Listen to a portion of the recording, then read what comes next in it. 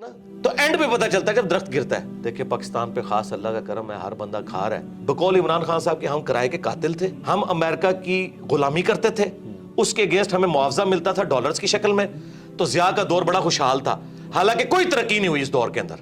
پاکستان میں poverty circle سے باہر نکلنے کا واحد ذریعہ اب تعلیم رہ گئی ہے. اس کا جیک لگتا ہے نا, یورپ امریکہ میں چلا جائے اعلیٰ تعلیم کے لیے, وہاں سے ریمیٹنس اس ملک کو بھیجے. اس ملک میں اب عام بچوں کے لیے کوئی نوکریاں نہیں ہیں. یقین کریں پی ایچ ڈی بچے اور بچیاں 30 ہزار کی نوکریاں کر رہی ہیں. باقی آپ گورنمنٹ سے, اسٹیبلشمنٹ سے, پولیٹیشین سے کوئی امید نہ رکھیں. اچھا سر, ابھی ذکر کیا چونکہ آپ نے واصف صاحب کا, تو ایک ان کا جملہ ہم سنتے ہیں کہ پاکستان نور ہے اور نور کو زوال نہیں ہے. اب لیکن میں فلسفیکلی آپ سے پوچھنا چاہ رہا ہوں کہ قوموں کا رائز اینڈ فال ہوتا ہے.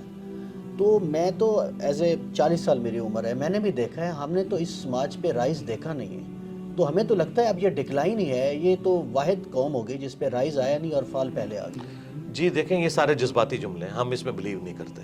یہ لوگوں کی جذباتی خواہشات ہیں. ہم بچپن سے سن رہے تھے, دیکھیں پاکستان پہ خاص اللہ کا کرم ہے, ہر بندہ کھا رہا ہے اور پاکستان ختم نہیں ہو رہا. چل رہا ہے, حالانکہ ختم ہو رہا تھا میرے بھائی. وہ آخری وقت میں پتا چلتا ہے کہ 4 سٹیج کینسر آیا ہوا ہے. درخت کو جب دیمک چاٹتی ہے نا تو اینڈ پہ پتا چلتا ہے جب درخت گرتا ہے. ہم تو اس وقت بھی کہہ رہے تھے کہ یار ایسا نہیں ہے, اس کو روحانیت کے ساتھ نہ جوڑیں. لیس للانسان الا ما سعی, اللہ نے دنیا کو اسباب کے ساتھ جوڑا ہے, انسان کے لیے وہی ہے جس کی وہ کوشش کرتا ہے. ایسے نہیں ہوگا. آپ اگر سردیوں میں ٹھنڈے فرش کے اوپر ننگے پاؤں پھریں گے تو انشاءاللہ ضرور بیمار ہوں گے. آپ بسم اللہ پڑھ کے ساکٹ میں 2 انگلیاں دیں گے تو انشاءاللہ ضرور موت کا شکار ہوں گے. یہ کون سا آپ نے دین بنایا ہوا ہے کہ جی وہ جی اللہ تعالیٰ کا خاص کرم ہے. اللہ تعالیٰ نے تو, اللہ کا تو کوئی رشتہ دار نہیں ہے, سیدھی سی بات ہے. جب خلافت راشدہ ختم ہو گئی 30 سال کے بعد, ٹھیک ہے, بنو امیہ ختم ہوگی, بنو عباس ختم ہوگی, سلطنت عثمانیہ ختم ہوگی, رومنز, پرشینز, اور سب سے بڑی گریٹ بریٹن جن کی حکومت میں سورج ہی غروب نہیں ہوتا تھا, وہ ختم ہو گیا. تو یہ بات بالکل جذباتی جملے. یہ جو پاکستان چل رہا تھا نا ابھی, وہ چل رہا نہ تو دعاؤں کی وجہ سے چل رہا تھا اور نہ یہ تھا کہ وہ ترقی کر رہا ہے. ہوتا یہ تھا بقول عمران خان صاحب کے ہم کرائے کے قاتل تھے, ہم امریکہ کی غلامی کرتے تھے, اس کے اگینسٹ ہمیں معاوضہ ملتا تھا ڈالرز کی شکل میں. تو ضیاء کا دور بڑا خوشحال تھا, حالانکہ کوئی ترقی نہیں ہوئی اس دور کے اندر. ہمیں باہر سے مل رہا تھا, بلکہ ہمیں یہ بیساکھیاں لگائی گئی ہیں. مشرف کے دور میں کہتے ہیں جی دیکھیں جی 10 سال تک 60 پہ رہا ڈالر. وہ اس لیے نہیں رہا کہ مشرف نے کوئی یہاں فیکٹریاں لگا دی ہیں, یہ کچھ کنٹریبیوٹ کیا اس نیشن کو. جی ڈالر, آج بھی سرکار ڈالر آ جائیں تو دیکھیں ملک دوبارہ خوشحال ہو جائے گا. لیکن میں یہ کہتا ہوں اللہ نہ کرے کہ اب اس طرح کے ڈالرز آئیں. ہمیں ایک بار اس بستی میں گریں گے پھر اٹھیں گے اگر اٹھنا چاہیں گے, نہیں تو ضروری نہیں ہے. سارے بچے جوانی کی عمر کو پہنچ کے یا بڑھاپے کو نہیں فوت ہوتے, بعض بچپن میں بھی فوت ہو جاتے ہیں. یہ جذباتی باتیں ہیں کہ رائز ہم نے دیکھا نہیں ہے. تو کیا سارے بچے رائز تک پہنچتے ہیں؟ ہماری دعا ہے کہ اچھائی ہو. جرمنی دیکھیں تباہ ہو گیا تھا ورلڈ وار 2 کے اندر. تو آج دنیا میں جرمنی اور جاپان کے مقابلے میں کوئی ملک ہے مجھے بتائیں؟ تو دیکھ لیں وہاں پہ فوجیں اس لیول کی نہیں ہے, پھر بھی لوگ رات کو بڑے آرام سے سوتے ہیں. بس آخری سوال ہے سر, نوجوان جو ہیں اس ملک کے وہی وارث ہیں اور وہی تعداد میں سب سے زیادہ ہیں.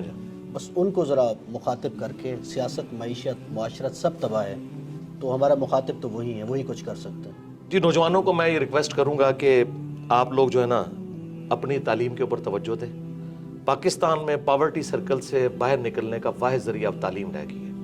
جس کا جیک لگتا ہے نا, یورپ امریکہ میں چلا جائے اعلیٰ تعلیم کے لیے, وہاں سے ریمیٹنس اس ملک کو بھیجے. اس ملک میں اب عام بچوں کے لیے کوئی نوکریاں نہیں ہیں. یقین کریں پی ایچ ڈی بچے اور بچیاں 30 ہزار کی نوکریاں کر رہی ہیں ڈیٹا انٹری آپریٹر کے طور پہ. اور اتنا دکھ ہوتا ہے جس کے پاس ریسورسز ہیں, جسے اسکالرشپ ملتا ہے, ملک سے نکلے اور یہاں پہ ریمیٹنس بھیجیں. میں یہ نہیں کہہ رہا کہ آپ ملک ہی چھوڑ دیں, یہاں پہ اپنے ریمیٹنس بھیجیں, اس ملک کی ترقی میں آپ کردار ادا کریں. اور یہ کوئی عیب والی بات نہیں ہے. اس وقت بھی آلموسٹ 1 کروڑ کے قریب پاکستانی باہر کے ملک میں بیٹھا ہوا ہے. اور اپنی تعلیم کے اوپر توجہ دیں. اور اگر کسی کے والدین کا کوئی کاروبار ہے تو تعلیم کے ساتھ اس کاروبار میں بیٹھنے میں کوئی آر محسوس نہ کریں. یقین کریں کتنے ان پڑھ لوگ ہیں جنہوں نے ہزاروں پڑھے لکھے نوجوانوں کو جابز دی ہوئی ہیں. آپ اپنے سرکمسٹانسز کو دیکھ کے نا جو بیسٹ پرفارم کر سکتے ہیں کریں, محنت سے جی نہ چرائیں.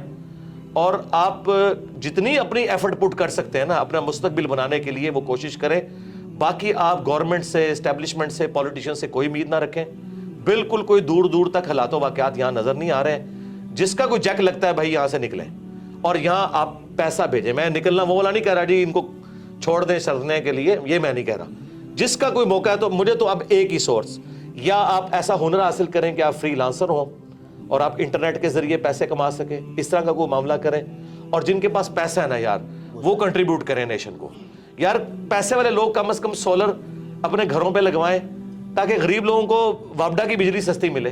آپ لوگ بھی اگر وابڈا سے لے کے کھائیں گے جس میں سبسڈی ہوتی ہے شامل, تو غریب آدمی تک کس طرح سستی بجلی پہنچے گی؟ تو جتنا کو کنٹریبیوٹ کر سکتا ہے وہ کرے. پیغام تو بہت زیادہ دیا جا سکتا ہے, میرا اتنا کافی. بہت شکریہ مرزا صاحب, یہی پیغام ہے جی, اپنی دنیا آپ پیدا کریں نوجوان. مجھے اجازت دیجیے, اللہ حافظ.